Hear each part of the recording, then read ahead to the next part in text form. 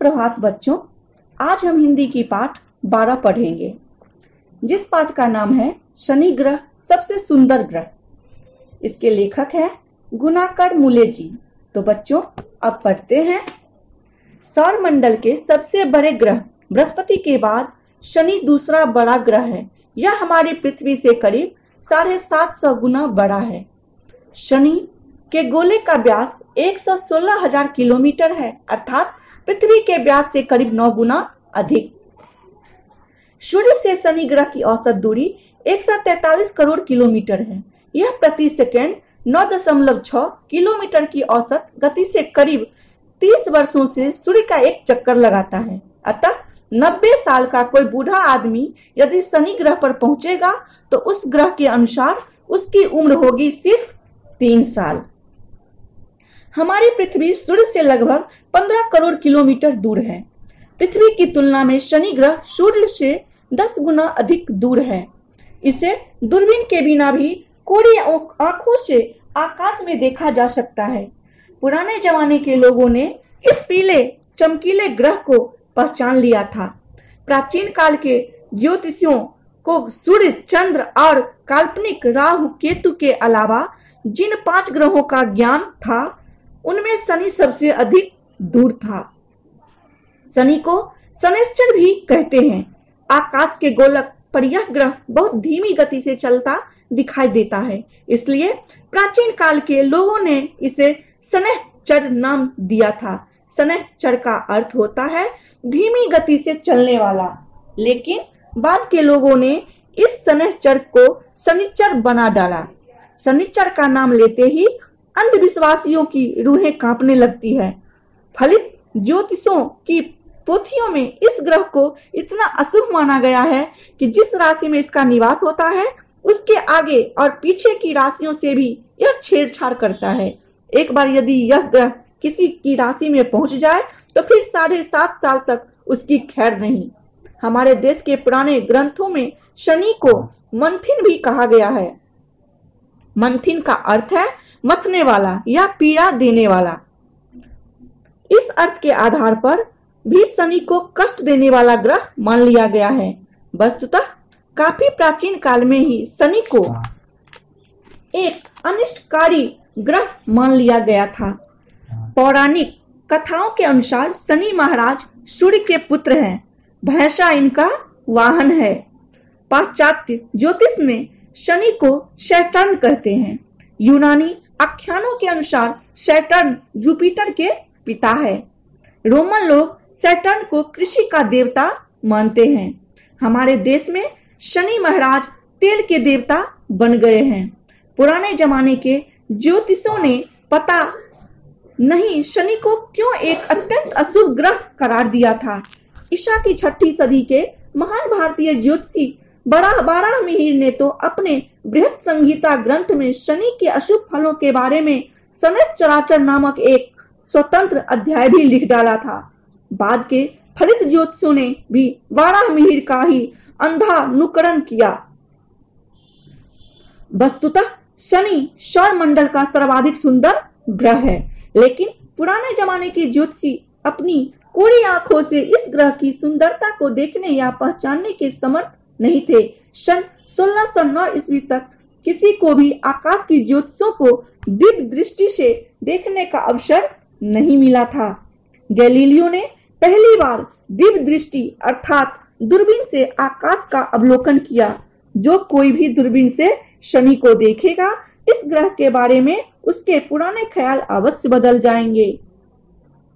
शनि को यदि दूरबीन से देखा जाए तो इस ग्रह के चारों ओर वलय या कंकन दिखाई देते हैं। प्रकृति ने इस ग्रह के गले में खूबसूरत हार डाल रखे हैं। शनि के इस बलियों या कंकनों ने इस ग्रह को सौर मंडल का सबसे सुंदर एवं मनोहर पिंड बना दिया है। पुराने जमाने के ज्योतिषियों को शनि के इन वलयों की जानकारी नहीं थी।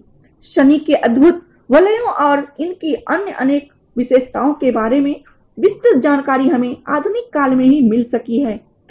इससे भी ज्यादा प्रामाणिक जानकारी अंतरिक्ष यानों का युग गुरु शुरू होने के बाद पिछले करीब 2 दशकों से प्राप्त होती आ रही है। शनि क्रमानुसार सौरमंडल का छठा ग्रह है। यह बृहस्पति और यूरेनस के बीच की कक्षा में सूर्य की परिक्रमा करता है।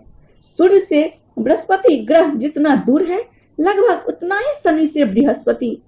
शनि ग्रह इतना बड़ा ग्रह है कि इसमें हमारी 750 पृथ्वियां समा सकती है, परंतु इस ग्रह का भार केवल 95 पृथ्वियों के बराबर है। इसका कारण यह है कि शनि की द्रव्य राशि का औसत घनत्व बहुत कम है, पानी से भी कम।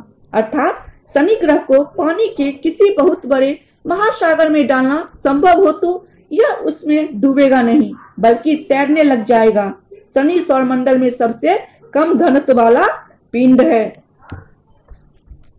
शनि ग्रह अत्यंत मंद गति से करीब 30 वर्षों में सूर्य का एक चक्कर लगाता है।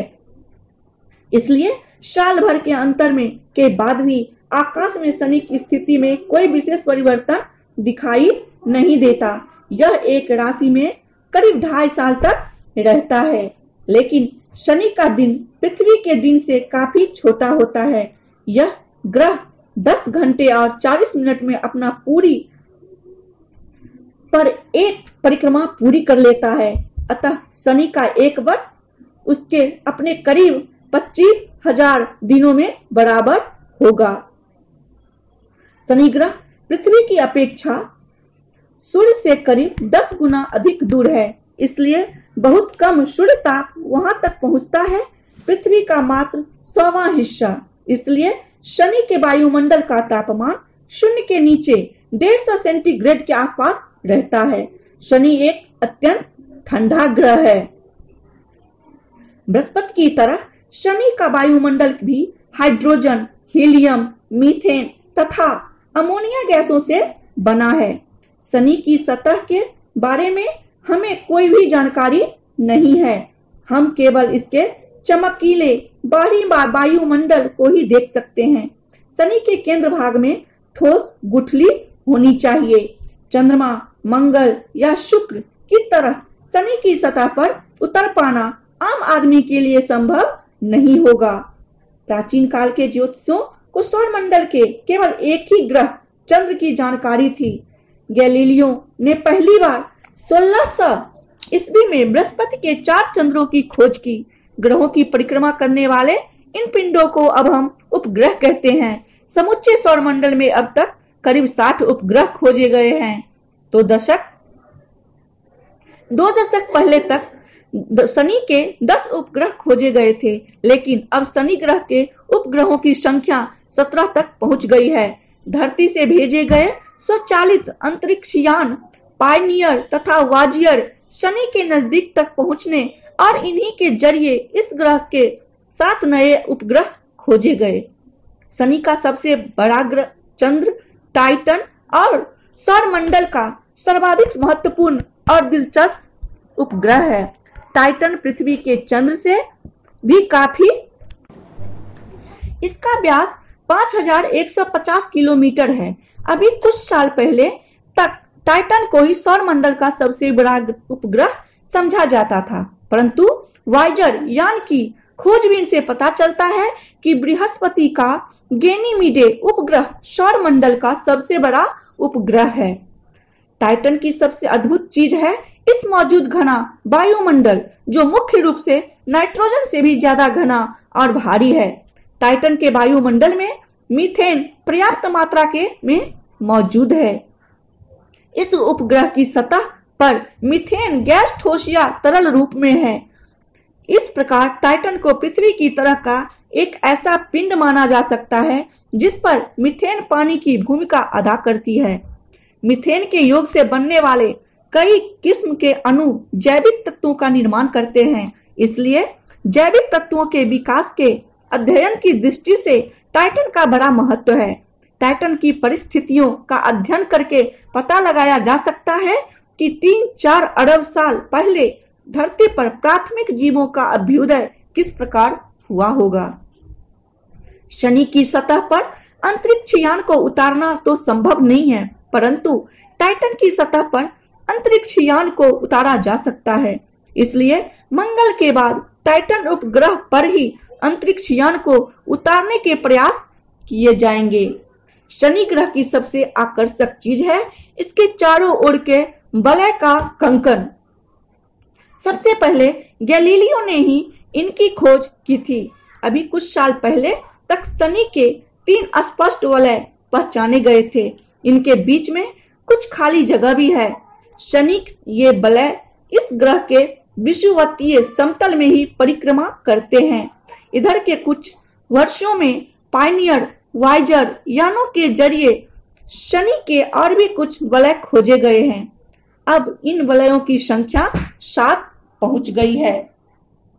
ताजा जानकारी के अनुसार बृहस्पति, यूरेनस और नेपच्यून के इर्द गिर्द भी वलय है, परंतु शनि के वलय ज्यादा विस्तृत और स्पष्ट है। ये शनि की सतह से करीब 50,000 किलोमीटर की ऊंचाई पर शुरू होते हैं और 2 लाख किलोमीटर से भी अधिक दूरी तक फैले हुए हैं, लेकिन इनकी मोटाई बहुत कम है।